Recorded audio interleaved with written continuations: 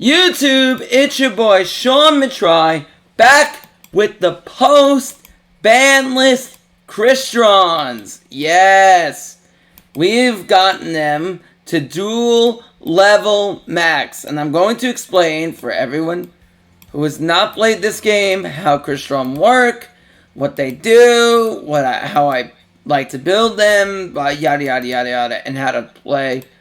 We'll have a matchup guide. We'll go over it briefly, but yeah. So let's do that now. If I can find 5D's world, we played Rosetron and SSHron now. Before anyone panics and goes, "Oh, you only get this match because you're playing with Rose," I don't want to hear that. Okay, this deck claps on its own. Now, in my build, we play Citrus. Okay, I think Citrus is very important, as I do in an SSA build.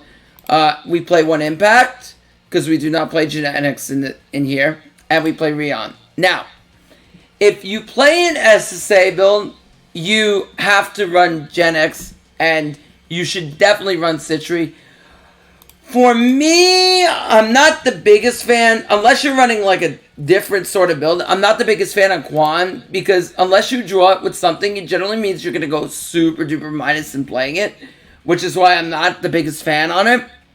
However, it is very good in the Citrus. I feel it's really good at 1. I also feel Impact is good. It's really good because Ruddy Rose is a problem, and you need ways to bring back Self-Efnir if they banish your grave. But we're going to go over how this deck works. So basically, there's not too much needing to explain the Rose Engine. You have we only run 6 dragon targets, and that's because we have Scrap and Sulf as starters. So there's no need for the blue. So we run 3 Roxy, 3 White, Scrap, and Self-Efnir. All 12 of those cards are starters, so you have 12 and 30. So Scrap, if you don't know what it does, or you've never played Master Duel and seen Scrap Orchest or whatnot, Scrap just unsummon, dumps the machine to the graveyard. When you summon it, you're most likely dumping Sulf. Now, there's a bunch of people who go Scrap, dump, burn, add Sulf. I don't agree with that play. When you make that play, in my opinion, you're just minusing 1. However, there is situations where you might want to do that play. For one, if you suspect your opponent may have a DD Crow and you dump Vern, they may not Crow it. They may look to Crow yourself, and then you don't have to discard necessarily from the end. So if they have a Crow, then you can go Scrap their Vern and Sulf. So that could be a play you may want to make. Now, another thing you want to do, keep in mind, is Sulf, for all those who don't know, is your main play starter. So let me talk about Self-Efnir, and then we'll go over each individual Crystron. So Self-Efnir, when it's in the hand or grave, allows you to discard a Crystron card, special summon itself, then destroy itself. Then with that, special summon a Crystron out of your deck. And that does not need to be a tuner. It could be a non-tuner. It could be a tuner. It could be any Crystron monster you want, even a copy of itself. However, you can only use this effect of Self-Efnir once per turn. And if Self-Efnir is destroyed by battle or card effect, you get to float into a Crystron out of the deck. So it's kind of like Winda in that retrospect. So if you know about Ritual Beast and you know about Spiritual Beast, Tamer Winda, it works a lot like Winda. So when Winda dies, you get to float into a Ritual Beast monster. Except that Winda can float out of the extra deck, Self-Efnir cannot. So keep that in mind. Now, over each individual Crystron monster, the main ones we look at are Disvern, Smiger, Rosenex, and Paracerodal. Now, all of them share the same effect that they allow you to destroy a card, face-up card in the field, to special summon a Crystron tuner out of the deck. After doing so, they lock you into machine-type synchros for the rest of the turn out of the extra deck.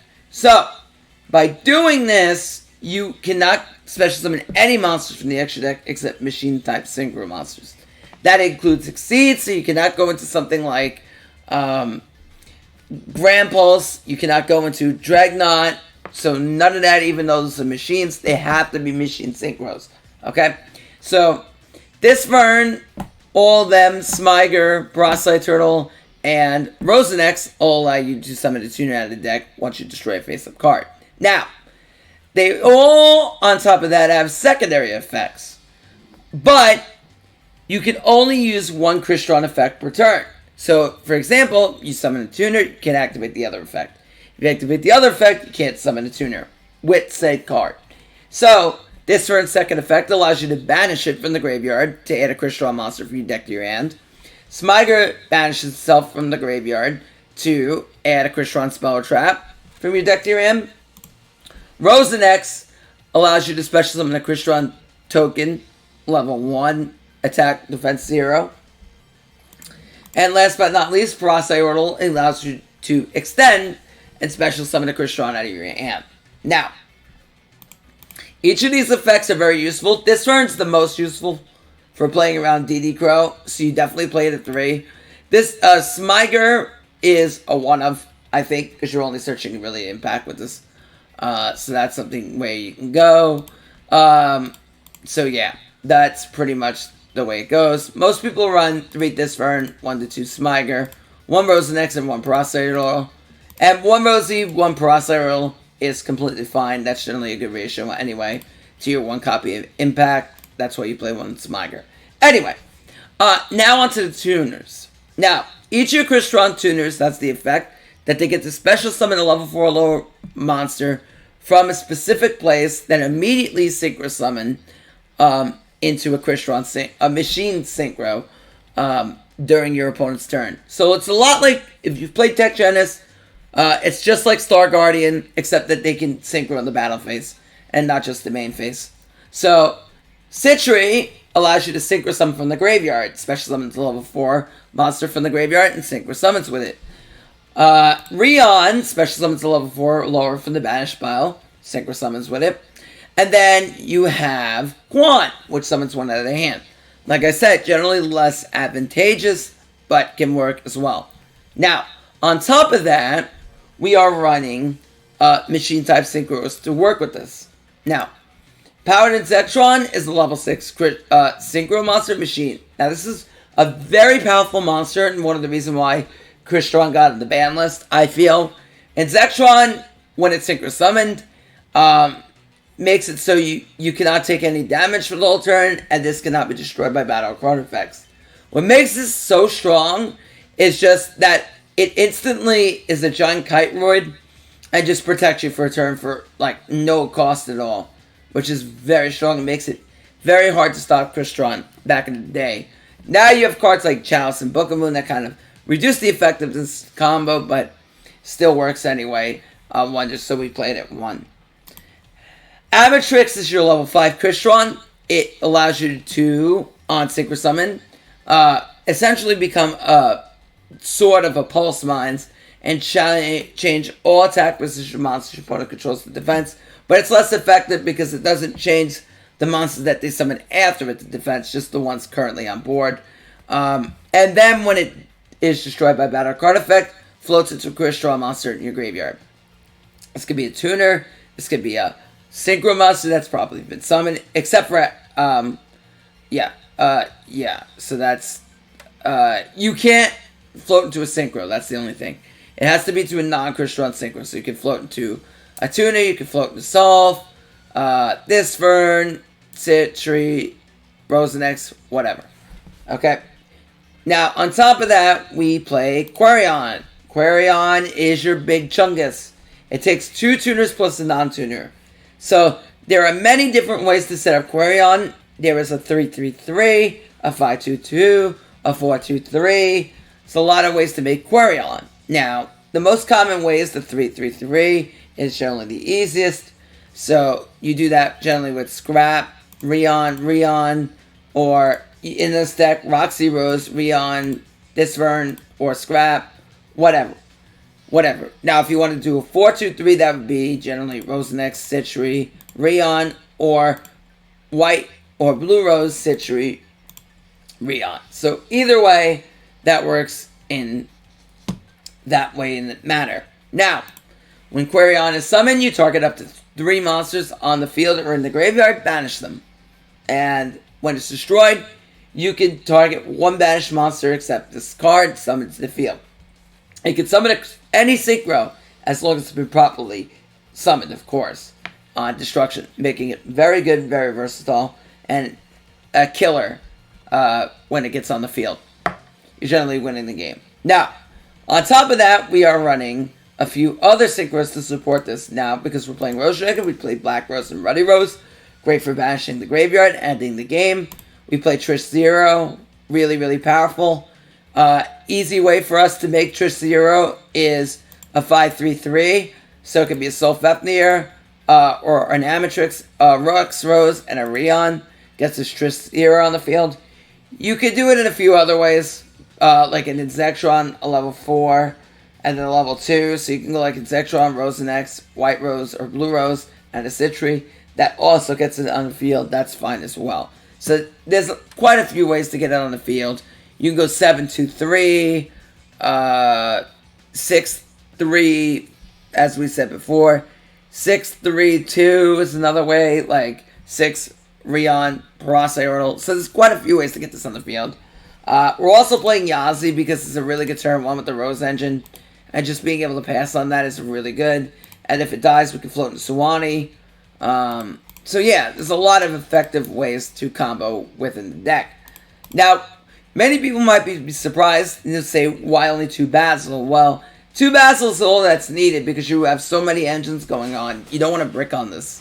And then on top of that, we're playing 3DD Crow to interrupt because it's the great tech in the meta. Now, another way to play this deck, and I want to go over this, is to play it with an SSA. So this is Steve Stealth Attack. This was tier 1 in about 2019 to 2020. As soon as I can find the deck list, that would be fantastic. Here we go. Alright, so this is Steve Stealth Attack Crystron. So this deck relies on Undine, Sea Stealth Attack, and Citadel Whale to win. Everything else is standard to pretty much what I told you. We didn't go over entry. I'll go over that in a second. So Steve Stealth Attack, what it does is when it's activated, you get to activate Umi in the graveyard. That's why we use Method Deaths. And it has a few effects when Umi is on the field. Once per turn, you banish a water monster. Then face-up spell and traps you control cannot be destroyed. Also, when it level 5 or higher water monster battles your opponent's monster, it is instantly destroyed. So it's kind of like Amazon's Onslaught. Now, what makes this card sensational is this can win the duel on its own against heroes. Because if you banish the Protect Sea Stealth Attack, they can't pop with Sunrise, and they have a hard time getting over it. And the same with Favor Duel as well. Now, against Rose Dragon, the one thing you want to focus on is making Powered Inzextron in this deck. Because they can't OTK through it. And having a follow-up as quick as possible. Because the way to beat you will generally go into Black Rose and the Ruddy Rose and then ruin your setup. So no good. Now, another card we play in this deck is Citadel Whale. This can be dumped off of Undine. Now, I know people are going to say, why are you running this? You could brick Gen X. You take the brick at 1 because this could be such a powerful force, especially against heroes, if you can get this engine going. Now, Citadel Whale has a few effects. It says in the graveyard, you tribute 2 waters, special summon it. Now, you cannot tribute the Rose Next token. That can be tributed under any circumstance. However, if you tribute this, then you get to set Stealth Attack from the deck. Also, when your opponent would activate a card or effect that would target a water monster, exactly 1, you can negate the effect. Now, notice that says when. So what does that mean? If your opponent activates Book, targets Whale, and then chains the second Book, then, well, no. If your opponent would activate a spell, a Book on like Chain Link 2 or higher, you will not be able to negate. Or if they activate anything that would target on Chain Link 2 or higher, you cannot negate. Why?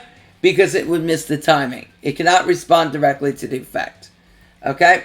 Thus, it will miss the timing. Alright, so that's something you need to understand. Alright? It will miss the timing for a Chain Link 2 or higher effect because it is a when effect. Alright? So keep that in mind. Alright, anyway. So, we went over that this can miss the timing. Oh, now, Crystron entry. This special summons 2 Crystron tuners, 1 from the end and 1 in the grave. And then, after doing that, You can banish this card from your graveyard during the following turn, except this is sent to the graveyard. You can change the level of Crystron on the field to after dumping a Crystron out of your deck. Now this is the second effect is very good because, especially to play around DD Crow, because if you discard this and they banish your Sylphepnir with DD Crow, you could dump another Sylph in the graveyard, and that could be a very good way to play around Crow. So keep that in mind. Now, Sea Stealth Attack, its first effect is also really powerful, not only to protect your cards, but also to abuse it with Citry and protect yourself from back row. So, for example, if your opponent activates Void Trap All, you summon Aquarion, you activate Sea Stealth, and banish it, and then you are off the field. And now suddenly, cannot confirm the attack of the monster, and then now you banish their cards anyway. So very good. If they activate Fiendish, you banish. No target on the field, cannot negate. If they activate Bottomless, you banish, then you're protected. So really, really powerful. Now, another thing you need to know about Sea Stealth Attack is that you have to activate its secondary and third effects are only activatable in a different chain. So what you want to do in the standby phase, you activate Sea Stealth Attack, and then during the main phase, you'll be able to chain their effects once your opponent activates effects and you're not in open game state anymore. So keep that in mind. Now, another thing you can do with Citry and Rion, with Sea Stealth Attack, is if, let's say you activate Citry, right? And you want to Synchro Summon Samurai, but you just want to reborn a monster, not even complete the Synchro. What you could do is you could activate Citry, chain Sea Stealth Attack, banish that Citry, and summon Salt to the field. 2+5 would give you a Samurai, and now that Citry's not on the field anymore, you cannot complete the Synchro. So what does that mean? You get the Monster Reborn Sylphepnir for free. And that goes with any Crystron that you want to summon. The same goes for Rion. So if you want Zektron, you banish the Rion, summon the Vern, and now you can get back your banish pile and recycle your resources. Really, really powerful advanced plays with Crystron. Another play you can make is you can Lance a Tuner to play around Necro Valley. So your opponent would activate Necro Valley, they have Necro Valley in the field, you Lance it, and Citry becomes unaffected, you Synchro anyway. Now, one thing that people are wondering, and I got asked this during All Stage 2 when I played it, why don't you run Psychic Wielder? I don't like it. And the reason why is if you activate Psychic Wielder, you're probably already losing the duel already. Unless your opponent sits no back row, you're probably in a situation where you're going to lose anyway. And the reason why is, let me give you a situation. Let's say you start off with Undine, right? You dump Sulph, you go Sulph effect, pitch this Vern, and you go to Rion. Most of the time, a Coral Dragon in itself is not going to threaten your opponent's board. Okay? So, at that point, they're not going to book you. Okay? So, at that point, Wielder already becomes kind of pointless. Now, if you have to extend into a Wielder, they're just going to book your Wielder. And then, you can't query on. Your play instantly becomes dead, or they'll book your Rion. And then you really have no play after that. That's why I don't like Wielder. If you want to deal with back row, run Lance, run SSA, and run Cosmic. Those are the best techs to dealing with back row. The deck can get aggressive enough without needing Psychic Wielder in said deck. So, don't feel like you need to play Wielder for the deck to be effective, because I don't personally agree with it. I see why people would play it, but I personally, in my own right, just don't agree with it. Alright, so that's Sea Stealth Attack, and the other one was Rostrons. We hit max with Rostrons. I'm going to show you about 2 replays. I don't want to go too long because I want you guys to watch the video. And the replays are going to be with Rostrons, so just hang in there.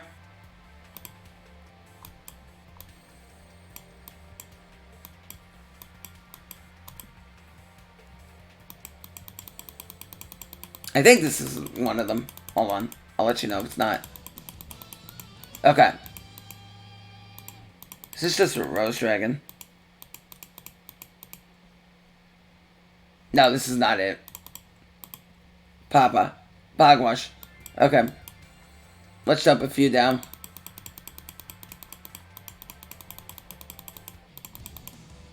Okay. So, this is Crystron. Alright. So here's what we do. So they go, this is against Rose Dragon. This is somewhat the mirror match. Alright, brings out the Samurai. He's going to pass on Carrot Weight Summon and a set back row. Alright, so we go Spell Roses. We're going to pitch to add the Rocks Rose. Now, what I want to point out here is we have so many ways we can play through them. For instance, if he books the Rocks Rose, we have Basil. We also have Solve. We also have Turtle to extend after that. We have so much plays. So we don't die to book here. So keep that in mind. Alright, so we Synchro Tactics. We're going to go and pop the back row immediately. I had a feeling it was Basil, but I wasn't 100% sure. So he's going to go ahead and summon here. And now we summon out the Suwani. He's going to go ahead and search. Now, at this point, we're going to activate Solve. Now, he misplays here. He runs Lancia. He doesn't Lancia at the right time. But let's say, for argument's sake, he didn't have a Lancia. And he just held the book. Now we go into Trish. And now we can banish his whole field. I don't know why it isn't Lancia in the spot, but whatever.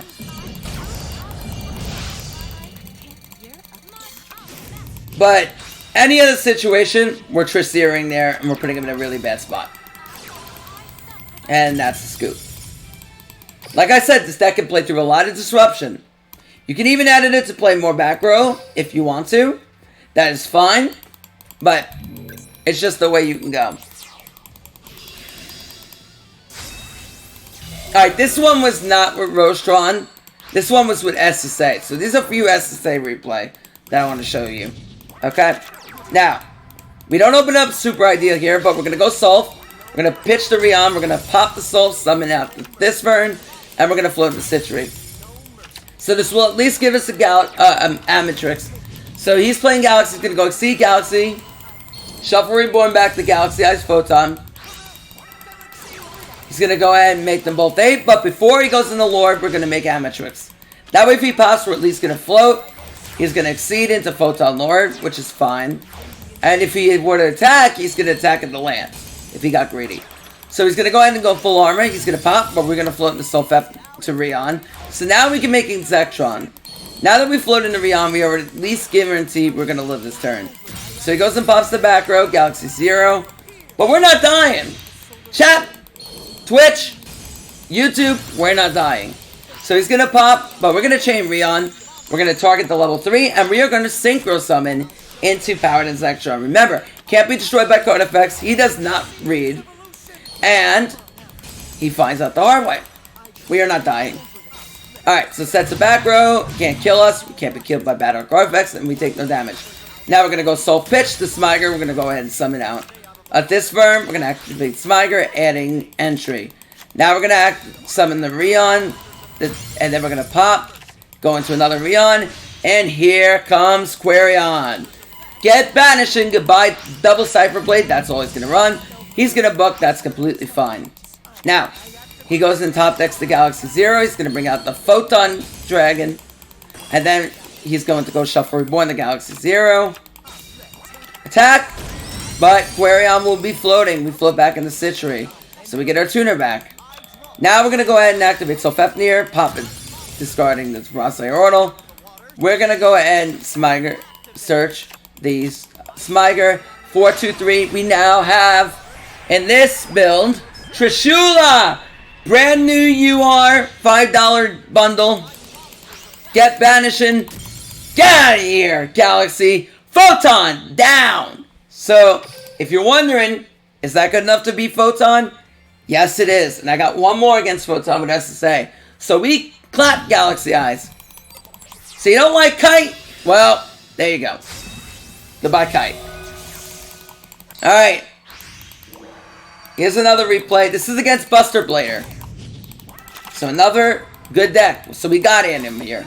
The one thing you need to know is that SSA torches this deck. If you have C Stealth attack, you pretty much win the game. Because even though they'll negate your effects, at that point, it really doesn't even matter. Because you're going to destroy all their Buster Bladers by card effect anyway. Alright, so we're going to go Sulf, pitching this Verm. We're going to go ahead and summon Sulfepnir, pop with the Sulfepnir, go into Rosenex. We're going to go into Citry, and we're just going to pass. Now, The reason why I set up Rosenex here first is because if we go into Powered and Zectron at any given point, we can use the Rosenex token level 1 with Powered and Zectron and, well, not in this case. We're going to use, not in Zectron, Amatrix. So if we go to Amatrix, we can use the Amatrix, the Rose token, and any level 3 at that point. Let me think. Yeah. Amatrix, the Rose token, and any level 3 at that point. And then we go into Trishula. So that's going to help us make Trishula if we want to. Alright. So we go into Trishula now. Since he didn't attack, he didn't do anything. So we're going to go ahead and make Trishula. Going into the Smiger, we are going to pop our own Trish, which is crazy. You know why we're going to do it? Because we're all about the BM. We are going to Trish and Quarion in the same turn. Because we want to BM him. We want to show him how great we are.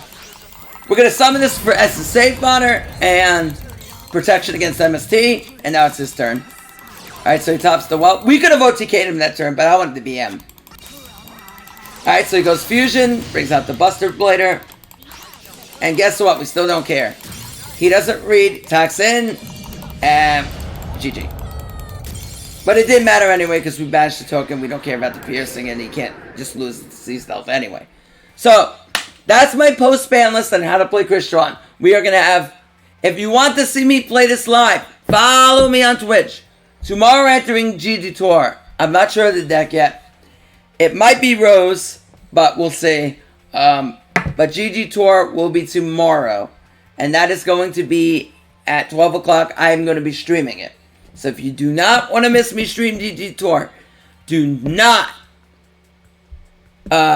miss clicking that Twitch link.